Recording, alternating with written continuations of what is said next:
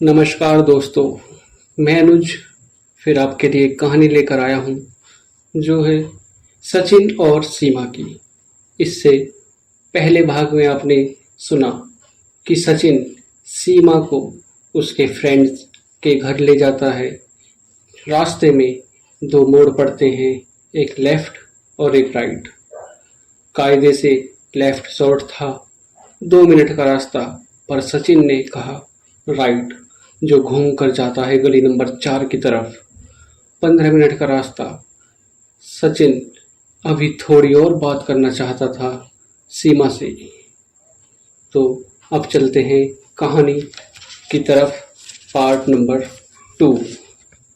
अगर आप मेरे चैनल पर नए हैं तो चैनल को सब्सक्राइब करें और वीडियो को लाइक करें, शेयर करें और कमेंट करें। कमेंट में अपने फ्रेंड्स का नाम ज़रूर लिखें। तो चलते हैं कहानी की तरफ। सचिन ने सीमा से पूछा, और तुम्हारा नाम क्या है? सचिन बहुत अच्छा सा महसूस कर रहा था। सीमा के साथ चलते चलते पहली बार कॉन्फिडेंट भी दिख रहा था। और अच्छी बात ये थी कि उसे ज़्यादा कोशिश नहीं करनी पड़ रही थी उससे बात करने के लिए। वो अंदर से कुछ सोच नहीं रहा था कि अब ये बोलूँगा वो बोलूँगा, अच्छा इंप्रेशन जाएगा बुरा इंप्रेशन जाएगा, ऐसा कुछ नहीं था। दूसरे शब्दों में ये कहें कि कंफर्टेबल महसूस कर रहा था सचिन। तभी तो उसके अंदर हिम्मत आई कि वो उसे सही मोड़ की बजाय गलत मोड़ पर ले जाएगा। वक्त रुक नहीं सकता, पर उसे खींचा जा सकता है, और सचिन ने भी यही किया। कुछ मिनट की कोशिश को कुछ मिनट और रोक लिया। धीरे धीरे सूरज भी ढलने की फिराक में है। मध्यम सी हवा सुकून दे रही है और सूखे पत्तों को अपने साथ ले जाकर एक जगह से दूसरी जगह पहुंचाती है। और फिर कोई उन पत्तों पर अपना पैर रखकर उन्हें रौंद देता है। और एक पत्ता सीमा के पैर के नीचे आया और उस पे कोई ध्यान न देते हुए सीमा उस पर से गुजर गई। पर सचिन सचिन उन पत्तों में खुद को ढूंढ रहा है। कैसे हर जगह ये पत्ते बिखरे पड़े हैं, पर उन पर कोई ध्यान नहीं देता, कोई नोटिस नहीं करता उन्हें, मानो वो एग्जिट ही करना कर रहे हों। बिल्कुल सचिन की जिंदगी की तरह। सीमा ने सचिन को जवाब दिया, आई एम सीमा, न्यू हूँ यहाँ पर। सचिन को अच्छा लग रहा था ये देख कर कि सीमा कैसे खुद ही बातों को बढ़ा रही है। उसे तो कोशिश करने की जरूरत भी नहीं पड़ रही। सीमा ने कंटिन्यू करते हुए कहा, बाय द वे सचिन, मैं पटना से हूँ, यहाँ एग्जाम देने के लिए आई हूँ। सेंटर यहीं पड़ा है। सचिन ने बोला, वाह, मैं भी बिहार से हूँ। वैसे स्टार्टिंग से ही यहाँ रहा हूँ तो उतना कनेक्ट नहीं हूँ पटना से। मेरे बहुत रिलेटिव्स वहाँ रहते हैं। तो तुम एग्ज़ाम देने के लिए आई हो तो कोई रूम रेंट पे लिया है या किसी रिलेटिव्स के यहाँ रहोगी? सीमा ने कहा, मेरी फ्रेंड यहीं रहती है पीजी में अपनी रूममेट के साथ। तो मैंने भी अपने घर वालों से इजाज़त ली और अपनी फ्रेंड्स के साथ रहने की ठान ली। महीने भर उसी के साथ रहूंगी, फिर तो जाना ही है। सचिन ने बोला, ओहो, फ्रेंड के साथ, फिर तो सही है। मुझे लगा अगर रेंट वगैरह पर रहना है तो हमारे सामने ही एक घर है फर्नीचर सहित, जो कि हमारा ही है। मान लो, मतलब मेरी मम्मी के फ्रेंड का है जो अब यूएस में रहते हैं। तो वो घर खाली ही रहता है और इसकी चाबी भी हमारे पास ही है। तो तुम यूज कर सकती थी, रेंट भी बच जाता। बट फ्रेंड के साथ रह रही हो तो फिर तो सही है। सीमा ने सचिन को स्माइल पास करते हुए कहा, थैंक यू सो मच, पर हाँ, कुछ टाइम की ही बात है। एंड यू रश्मि से भी बहुत टाइम बाद मिलूंगी। रश्मि वही मेरी फ्रेंड जिसके पीजी में मैं रहने जा रही हूँ। हम साथ में स्कूल में थे, फिर उसने डीयू में एडमिशन ले लिया और यहीं रहने लगी। और आज काफी दिनों के बाद हम दोनों मिलने वाले हैं। By the way, what do you? Sachin ने कहा, बीबीए सेकेंड ईयर। सीमा ने बोला, कॉलेज लाइफ भी मस्त होती है। मेरे भी ऑलमोस्ट सब सारे फ्रेंड्स कॉलेज की हवा चख ही चुके हैं। मैं ही हूँ जो 2 साल से घर में बैठे बैठे एंट्रेंस की तैयारी में लगी हूँ। अच्छा तुम बताओ, स्कूल लाइफ बढ़िया है या कॉलेज लाइफ? सचिन ने उसकी तरफ थोड़ी हैरानी से देखा कि इसकी बात का क्या जवाब दूं। उसके लिए तो दोनों ही एक जैसी थी और उसे डर भी लग रहा था सच बोलने में। अब इस पॉइंट पे उसे लगा कि सीमा उसे जज कर सकती है एज ए बोरिंग पर्सन, और वो नहीं चाहता था कि उसकी इमेज इसके सामने भी वैसी बन जाए। तो उसने उसका जवाब ना देने की बेहतर समझा। उसने सिंपली बोला, सब बढ़िया होता है, बस एंजॉय करना आना चाहिए। अरे ध्यान से देख के चलो।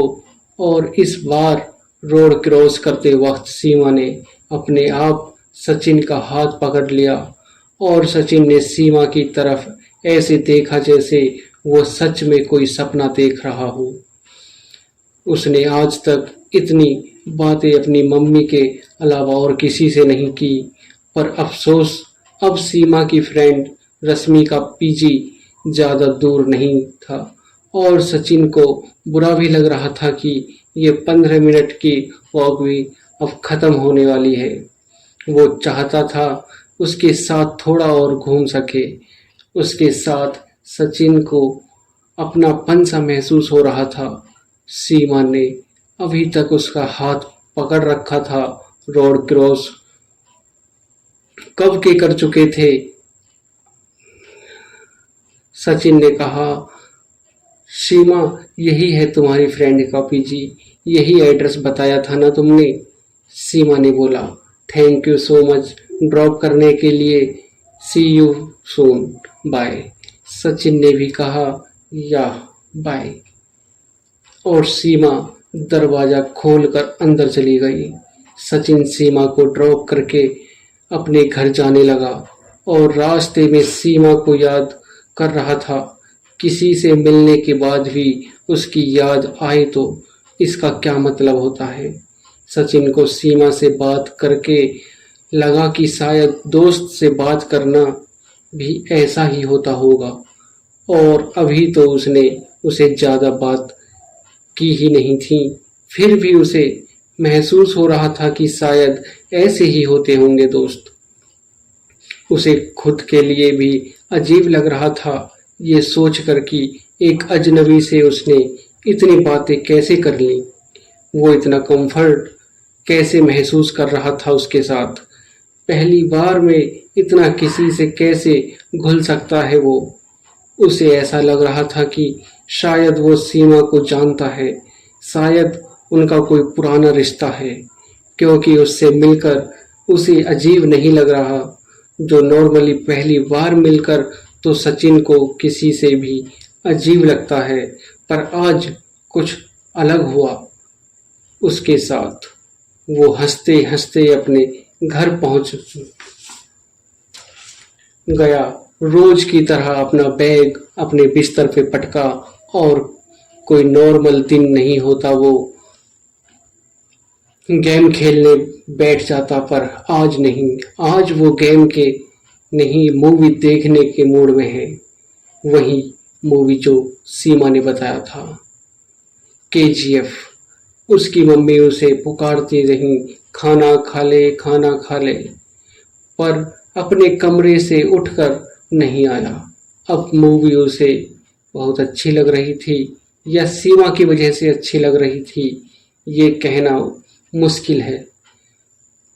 होता है ना, कभी कभी हमें किसी की वजह से कोई चीज़ पसंद आ जाती है क्योंकि वो हमारी पसंद को पसंद होती है। तो सचिन सीमा को पसंद करने लगा था क्या? हो सकता है अब उसे पहली बार कोई अपनापन सा एक्सपीरियंस हुआ है, तो इस बात से थोड़ी तो अटी अटैचमेंट होगी ना। उसे सीमा का चेहरा बार बार याद आ रहा था। वो फिलहाल तो उसके घर के पास ही रहती है, वो चाहे तो उसे जाकर मिल सकता है, पर बोलेगा क्या? कोई काम होना चाहिए, कोई बहाना भी तो हो मिलने का। उसने बहुत सोचा पर उसे कोई रास्ता दिखा नहीं। और अगले दिन कॉलेज से आते वक्त वो बस उसकी गली के चक्कर काटने लगा, यही सोचकर कि शायद अगर वो बाहर होगी या कहीं से उसे देख ले तो उसका काम बन जाएगा। फिर चलते चलते उसको भूख भी लग रही थी। जनरल स्टोर से उसने चिप्स का पैकेट लिया और खाने लगा। और इस बार जब वो उसके पीजी के बगल से निकला तब उसे सीमा दिखी। उसके साथ दो और लड़कियां थीं। सीमा ने रुककर सचिन को हाय कहा और अपनी फ्रेंड्स को बोला, तुम लोग जाओ, मैं अभी थोड़ी देर में आती हूँ। सचिन जो चिप्स खा रहा था उसने सीमा को ऑफर किया। सीमा ने सचिन को अपने दोनों हाथ दिखाते हुए कहा, हम लोग साइकिलिंग करने गए थे और मैं गिर गई, तो हाथ गंदे हैं, मेरे खुद से खा नहीं पाऊंगी। सचिन ने बोला, ओहो, कहीं लगी तो नहीं आपको? और अपना चिप्स खाना शुरू कर दिया। सीमा ने कहा, नहीं, कहीं नहीं लगी, मैं खुद से नहीं खा पाऊंगी का ये मतलब नहीं था कि मुझे खाना नहीं है। सचिन ने एक चिप्स की बाइट लेते हुए कहा, तो चलो हैंड वॉश करके आ जाओ, खा लेना फिर। सीमा ने हैरानी से सचिन की तरफ देखा और बोला, स्टूपिड, तुम नहीं खिला सकते क्या मुझे? सचिन थोड़ा घबरा सा गया। उसने बोला, अरे हाँ, मैं भी तो खिला सकता हूँ। फिर उसने मन में सोचा, यार कितना बेवकूफ़ हूँ मैं। फिर सचिन ने अपने हाथों से सीमा को चिप्स खिलाया। सीमा ने सचिन से कहा, यार मुझे नहीं लगता कि मैं रश्मि और उसकी रूममेट के साथ रह सकती हूँ। इधर तो मुझे पढ़ाई नहीं हो रही, इसने हर पूरे टाइम चिल्ला चिल्ला के फोन पे ही बात करती रहती है और रश्मि को दिख रहा है कि अभी मैं पढ़ रही हूँ, फिर भी बीच बीच में अपने कॉलेज के किस्से सुनाने के लिए आ जाती है। अच्छा सुनो ना, अच्छा हुआ तुम दिख गए। वो जो कल तुम बता रहे थे कि तुम्हारी मम्मी के फ्रेंड्स का जो घर खाली पड़ा है, वो तो क्या मैं उसमें रह सकती हूँ? थोड़ी शांति रहेगी तो ढंग से पढ़ाई हो जाएगी।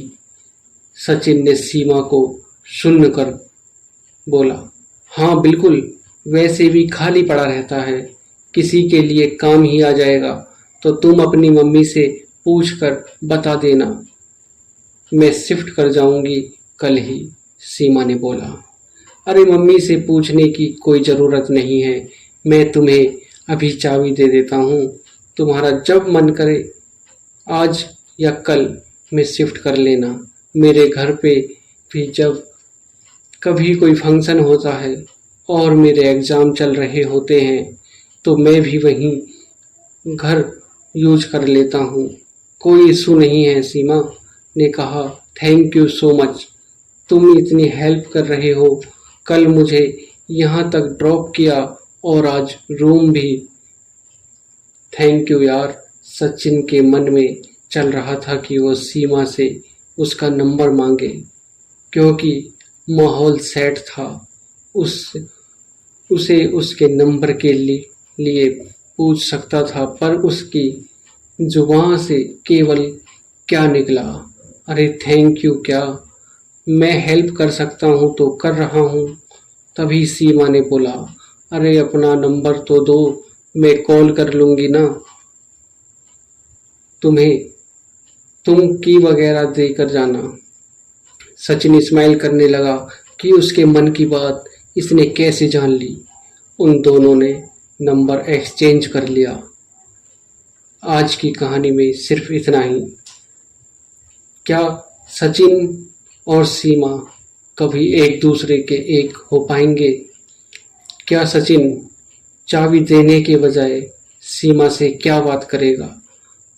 कहानी में आगे सुनने के लिए पाठ नंबर 3 जरूर सुने, जो आपके लिए कल सुबह 7 बजे जरूर मिलेगा।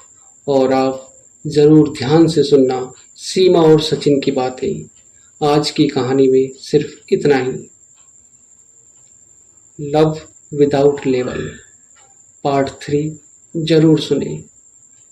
राधे राधे। अगर आपको वीडियो अच्छी लगी हो तो चैनल को सब्सक्राइब करें और वीडियो को लाइक करें, शेयर करें और कमेंट करें।